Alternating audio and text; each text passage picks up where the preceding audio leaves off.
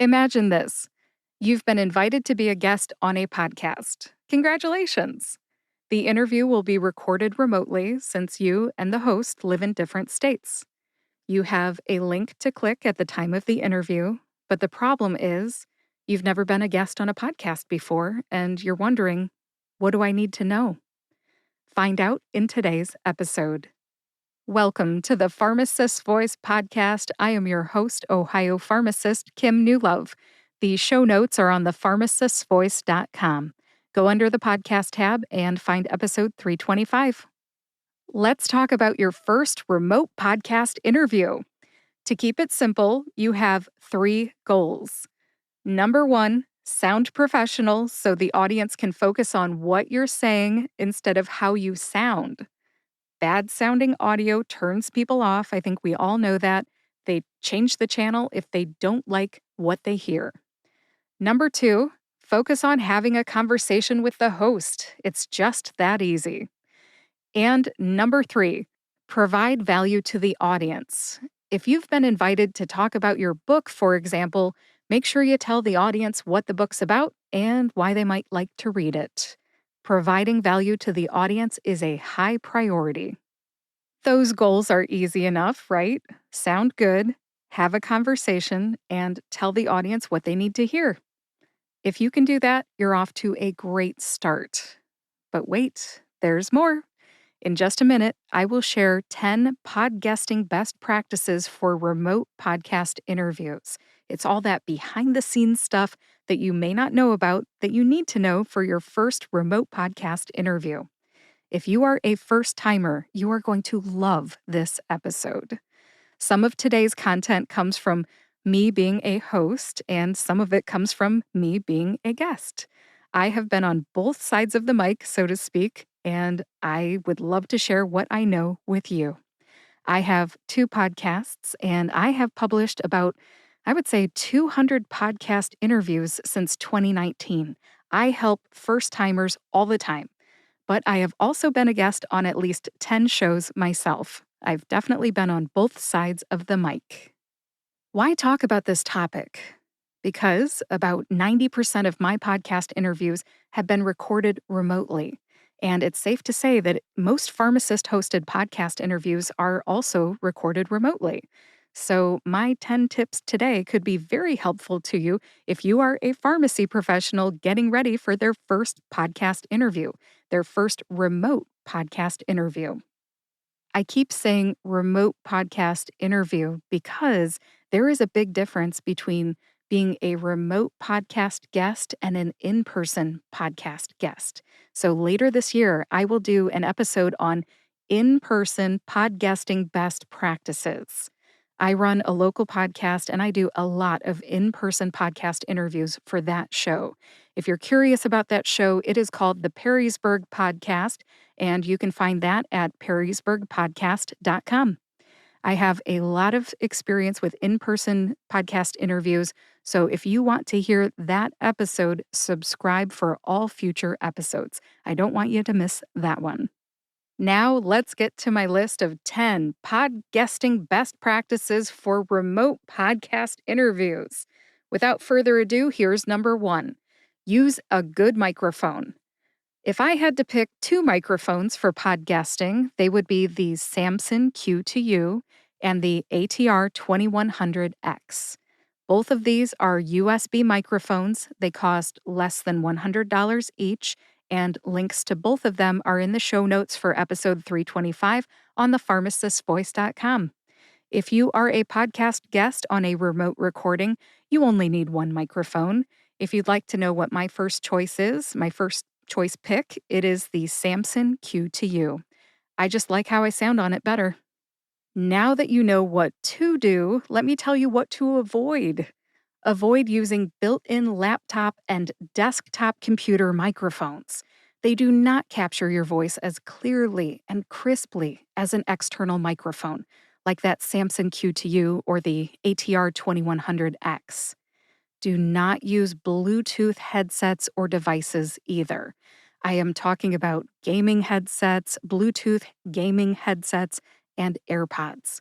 If you can get a hold of a Samson Q2U or similar, use it. All right, that does it for best practice number 1. Let's move on to number 2. Practice your microphone technique. There's a lot to know in this section, so it's going to go on for a couple minutes here.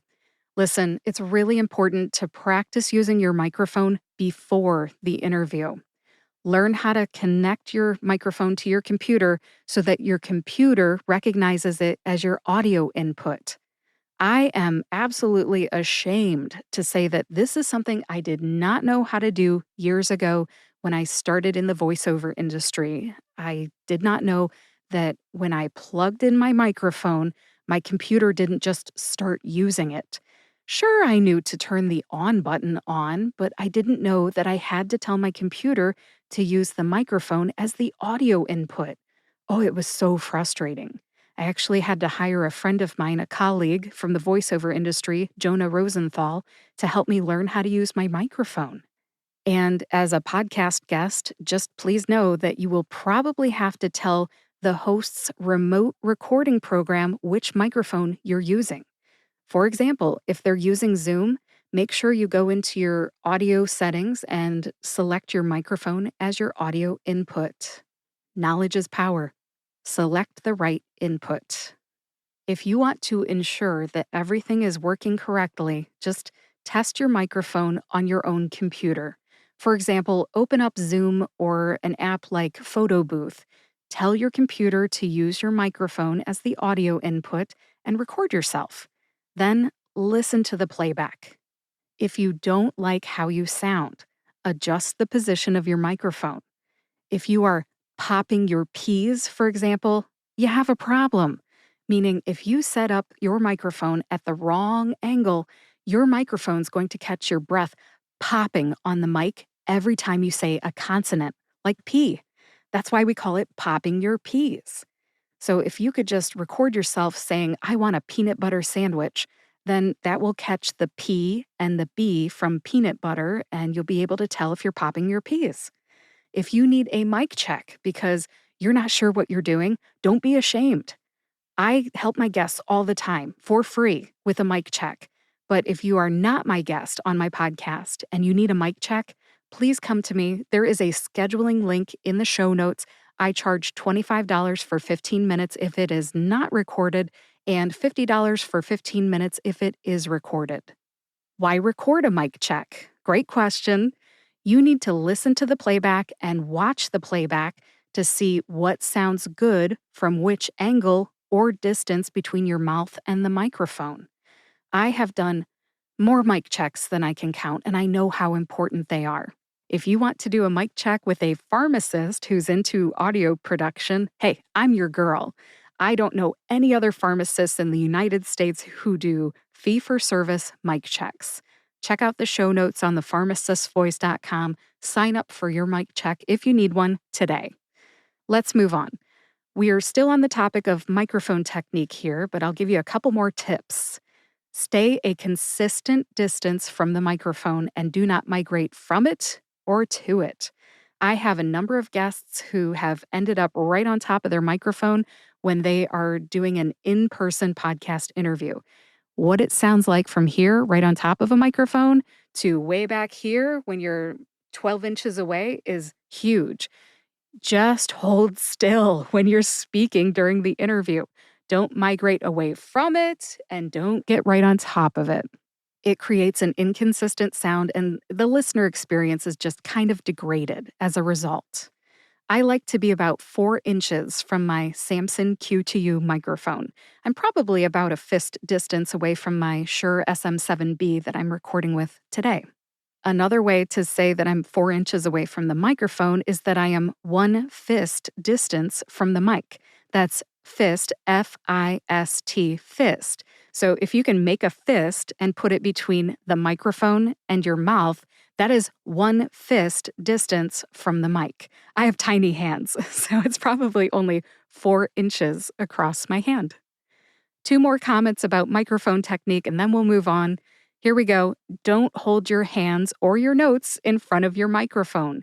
The audio will turn out muffled. And the last comment about microphone technique is Speak at a natural pace and support your voice with your breath. You don't need to project or speak loudly, but also don't trail off at the end of your sentences either. I just said don't trail off at the end of your sentences either. Try to keep your voice at a consistent volume throughout the conversation. That does it for best practice number 2. I know that was really long, but I really care about practicing microphone technique. It's super important. All right, now on to number 3. Wear wired headphones. Not wireless, wired.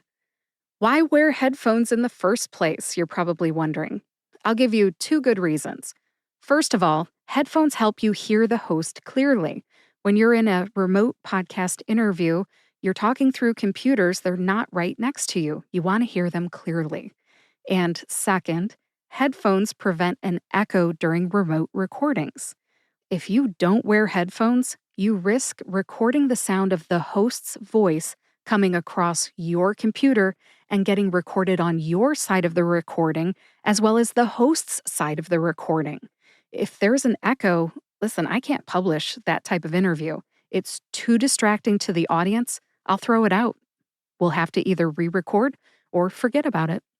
I don't know what other hosts do, but if I ever listen to an interview where there's an echo, I can't stand it. I turn it off. At this point, you may be wondering, why not wear wireless headphones or AirPods, Kim? It's because it's not a best practice. I wish I could say because I told you so, but that's not a good reason. Listen, wireless products can distort audio. I've experienced distorted audio with my own wireless devices with in person recordings. What does it sound like? Well, in my experience, voices sound like they've been slowed down, like you're speaking in slow motion. You are listening to me in slow motion. That was annoying, right? I don't know what your podcast host might be using to record your interview, so the best practice is to use wired headphones. Have my guests used wireless headphones in the past? Yes, they have with Zoom. And has that audio turned out okay? Yes, it has. But it's still not a best practice, and it's not what I recommend. I'm kind of saying don't do it because I said so, but also because if the podcast host that's not me experiences bad audio, that's on you. I have one last comment about headphones. It actually doesn't have to do with the best practice of wearing wired headphones. It's just kind of a story about headphones. I'll give you this story and then I'll move on. I have an embarrassing problem, and you might have this problem too. And until you practice using headphones and speaking into a microphone at the same time, you may not know that you have this problem. So here's the problem. When I wear closed back headphones during remote podcast interviews, I speak louder because I can't hear myself talk. How do I deal with this problem?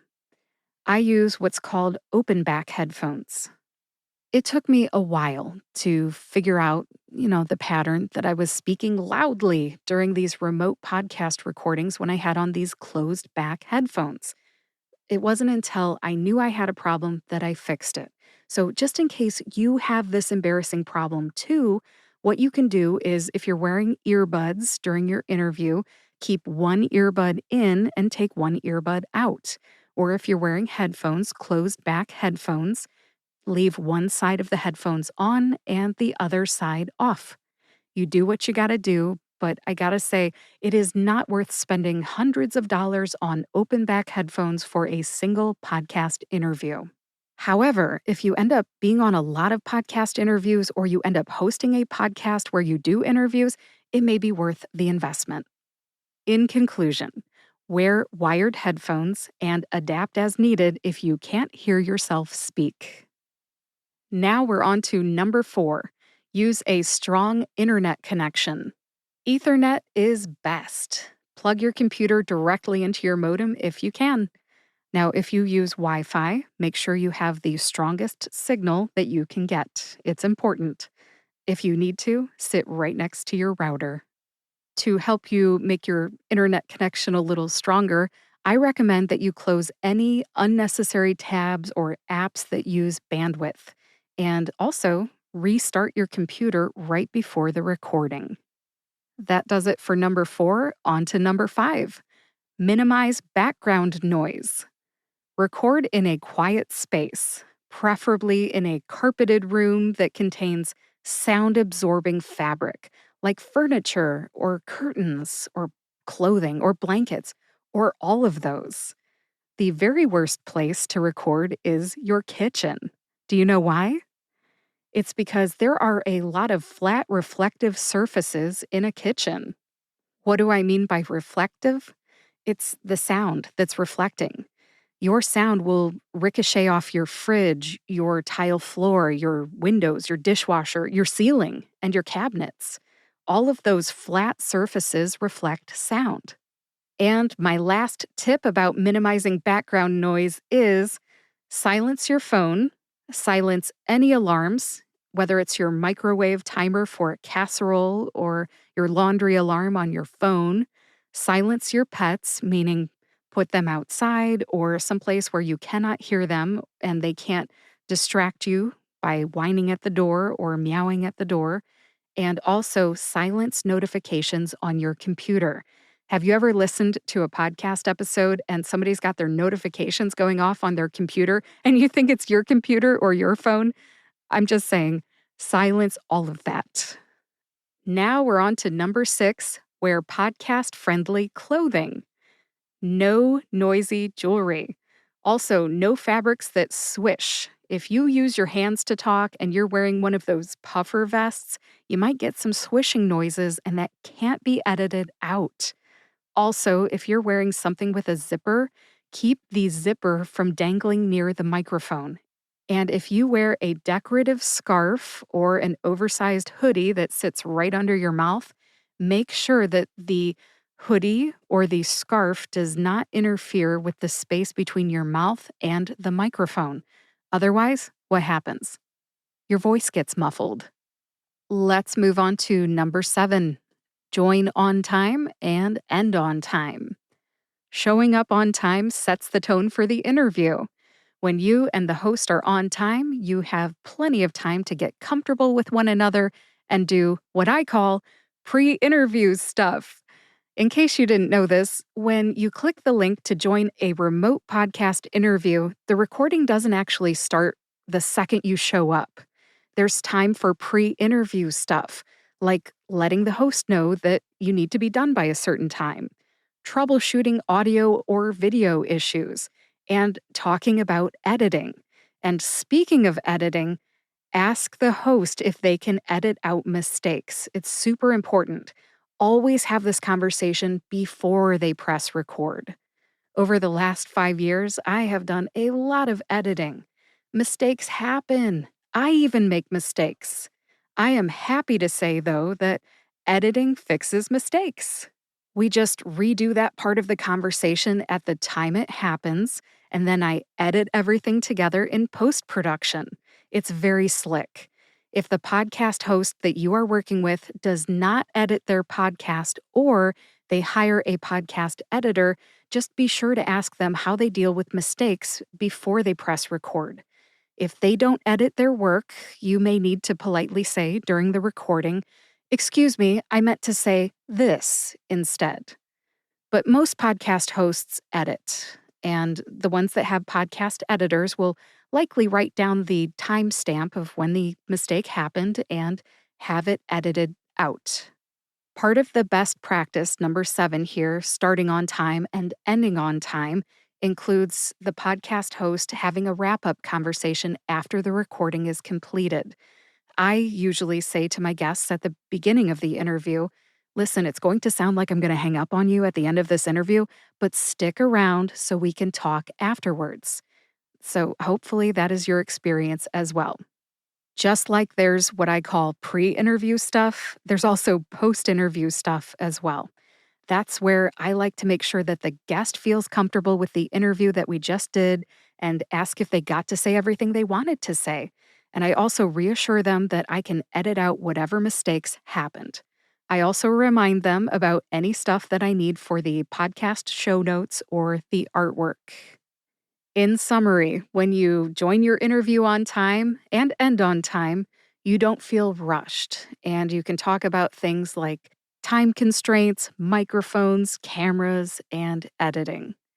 You have time for that pre interview stuff and that post interview stuff. Now, on to number 8. Know your key talking points. Be strategic about what you say. Yes, it's a conversation, but I would still recommend you know your top 3 to 5 talking points ahead of time and, dare I say, have them written down in front of you. Some people experience memory loss under pressure. If this is your first remote podcast interview, please know that it happens. Just think of your patients and how often they ask their most important question when you're walking away. It happens to everybody at one point or another. Don't let it happen to you during your podcast interview. If you want to avoid the risk of memory loss, just get your story straight ahead of time, literally, and be ready to share facts, websites, book titles, and any other takeaways that you want to share with the audience. But be advised, stay conversational. When you read notes during an interview, you may sound like you're reading, and you lose that conversational tone that the audience wants. Practice what you want to say. Practice will help you close that gap between your reading voice and your conversational voice. That does it for number 8. Number 9, be a generous guest. If the host asks you to email them a bio, social media links, website links, a headshot, your company logo, your book cover art, your podcast artwork, your company colors, etc., or fill out a Google form with all that information, do it by the date requested. If you don't, there's some risk. You risk your information not making it into their show notes. And you want to be featured, right? So get that information to the host. Also, if you don't get your headshot to the host, then you might not get your picture in their podcast artwork for that episode or for their social media posts. You risk missing out on exposure. Being a podcast guest is a great opportunity to promote yourself, so get your stuff to the podcast host on time. Also, on the topic of being a generous guest, ask what help the host needs promoting your interview when it goes live. Maybe you have a newsletter, for example, and you can share the episode in your next newsletter. There's so many opportunities to advertise, but that's just one example. Now, if the host tags you on social media that they generate, thank them publicly and engage with listener comments. This is your opportunity to reach a broader audience, to reach the host's audience. So take advantage of it. It's a great opportunity. 2 more things you can do are send a thank you note, email, or DM message, and offer to refer other guests to the show. And finally, we're on number 10. I've got a group of miscellaneous best practices. These are 4 unrelated pieces of advice, and I'll start with use the web browser that the host asks you to use. For example, I try to inform my guests to use a Chrome browser when I record with Squadcast. For Zoom, any browser seems to work, so I let them use whatever they want. Second piece of advice, if you have a time machine, disconnect it while you're recording. A time machine is an external hard drive that is used by Mac users like me. Once upon a time, I did not disconnect my time machine, and guess what happened? The guest complained that it sounded like my computer was tapping out Morse code signals during our interview. It happened during the beginning. I disconnected the time machine, and then the problem was solved. But it sounded like yeah, it actually really did sound like that. Anyways, we scrapped that part of the interview, re-recorded, I edited everything together, and my audience never knew it happened. God bless editing. My third piece of advice is if you have questions, get in touch with the host in advance. If you don't know who the audience is, for example, ask in advance. preferably a week before the recording. Why?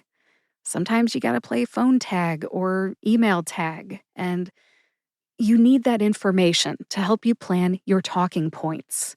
The takeaways for a student pharmacist audience may be a lot different from the takeaways for a pharmacist audience. Or if you're talking to non medical people, you might need to know before the recording so you can avoid jargon during the interview. The bottom line is if you have questions, ask in advance. And my fourth and final piece of advice is have fun. Relax into the conversation and you'll be just fine. That ends my list of podcasting best practices for remote podcast interviews for first timers. Subscribe to this podcast to hear my in person podcasting best practices later this year. They are similar, but they are not identical. Thank you so much for joining me to hear the Pharmacist's Voice podcast, episode 325. To find the show notes, go to thepharmacistsvoice.com, click the podcast tab, and find episode 325. In the show notes, you will find the link to the Samson Q2U and ATR 2100X microphones, Squadcast, and some podcasting resources that are in my online store. In case you didn't know, I help pharmacists start podcasts. Everything you need to know is on thepharmacistsvoice.com. To get those podcasting resources, click the Store tab. Did you know that the Pharmacist's Voice has a monthly newsletter? We sure do. The link to sign up is also in the show notes today. If you know someone who could use these podcasting best practices, go ahead and share this episode with them. Subscribe for all future episodes, and you have a great weekend. This episode comes out on Friday, April 11th, 2025. I will be at the annual meeting of the Ohio Pharmacists Association in Columbus, Ohio. I'll be having a great time networking and getting my CE. I hope you have a great weekend, and I will talk to you next week.